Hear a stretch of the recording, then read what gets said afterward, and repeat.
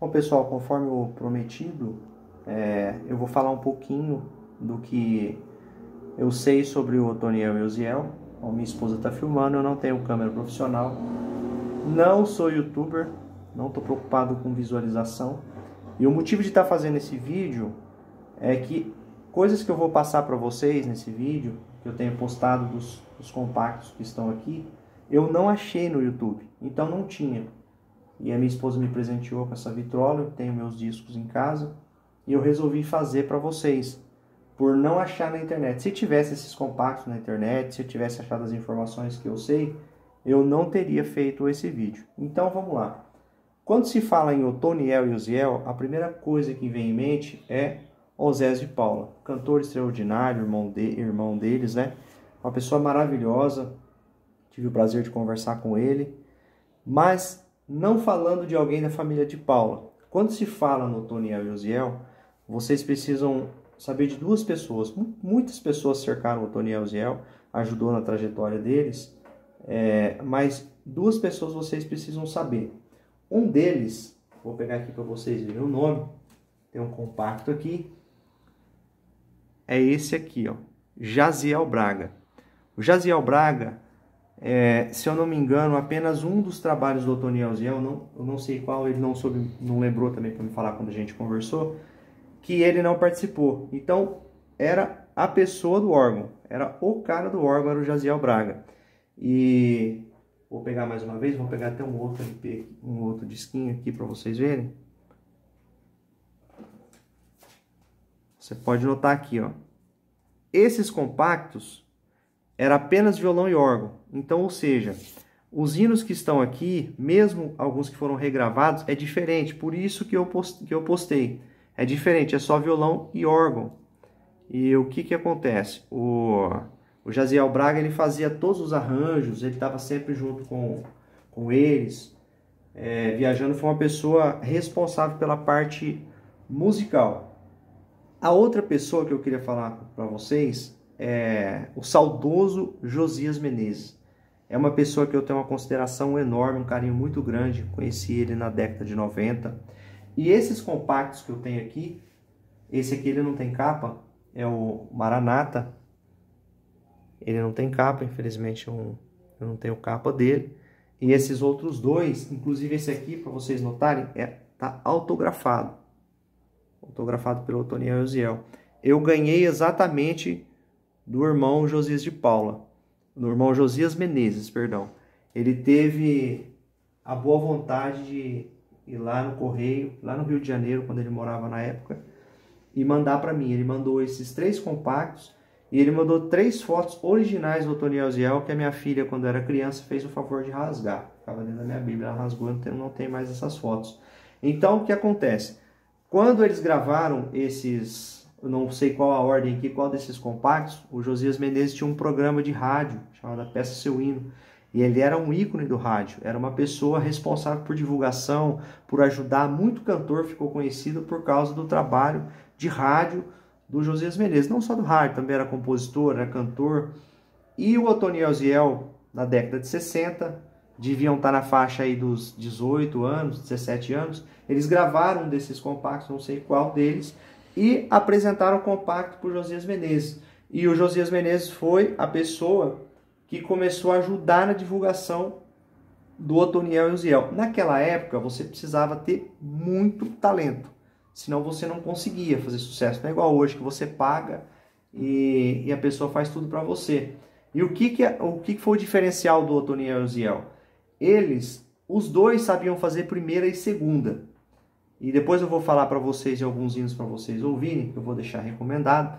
Os dois sabiam fazer primeira e segunda, e eles invertiam as vozes, que se você ouvir a gravação, você não vai perceber. Mas quem via o Otoniel e Uziel cantar de frente, né, pessoalmente, conseguia perceber que eles estavam invertendo as vozes. E isso eles faziam de uma forma quase que imperceptível. Se você ouvir a gravação, você não consegue perceber. Então as pessoas que conheciam, isso começou a dar um destaque para eles.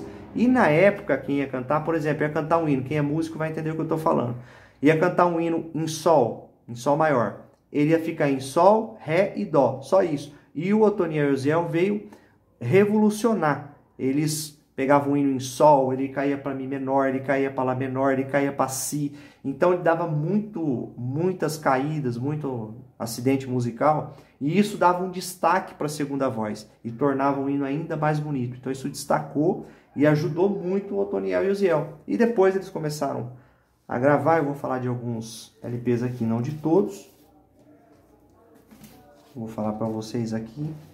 Na minha opinião, esse é o melhor LP do Otoniel e Uziel. E eu recomendo para vocês, quando eu falei da inversão de voz, vocês ouvirem esse hino com um bom fone de ouvido, junto de Deus. Aqui tem uma inversão atrás da outra, eles invertem muito as vozes. E esse hino, Deus Forte de Poder, vocês vão entender o que é essas caídas, um hino difícil e com muita inversão de voz também. Na minha opinião, é o melhor disco do Otoniel e Uziel. Esse daqui foi o último, né?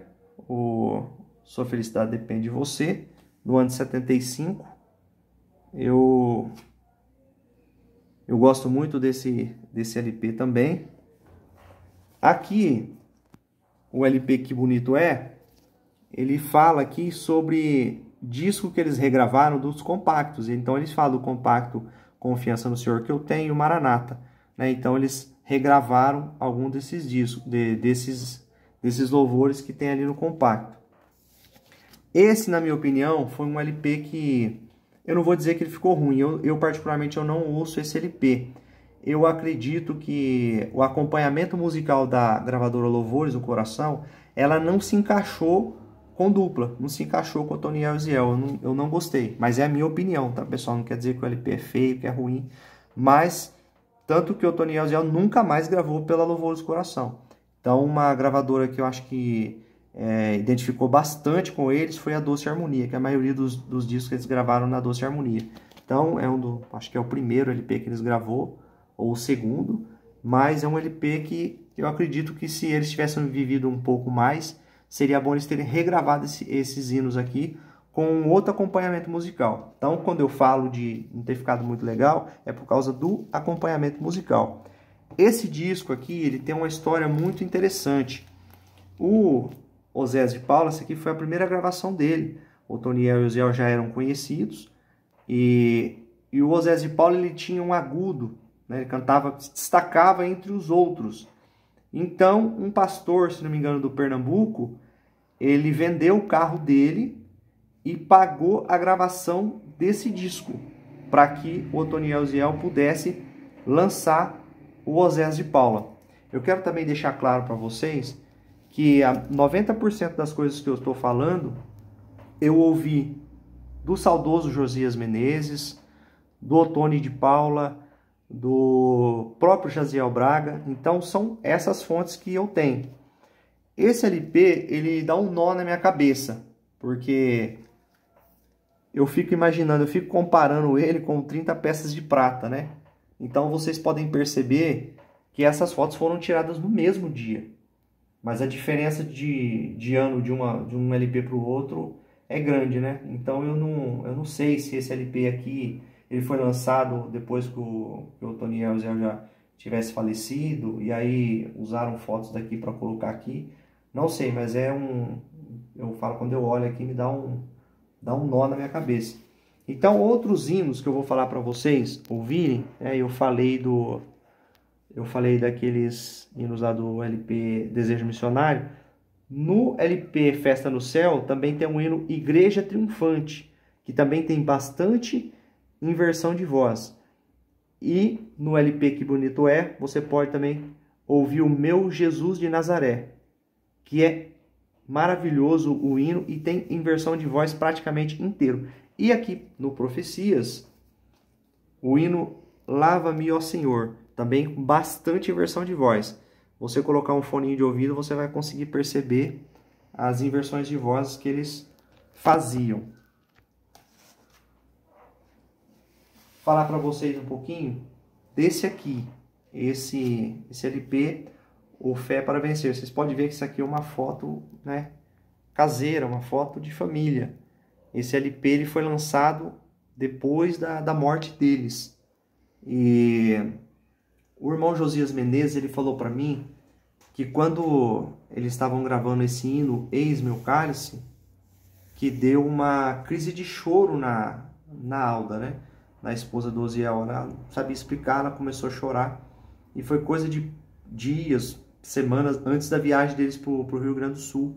E ela não sabia explicar o que aconteceu. Chorou muito, depois se acalmou, tomou uma água, se acalmou e terminou de fazer a gravação. Se vocês ouvirem esse hino, vocês vão perceber que há um sentido assim de despedida, de tristeza, né? É uma coisa assim, só ouvindo mesmo para vocês perceberem.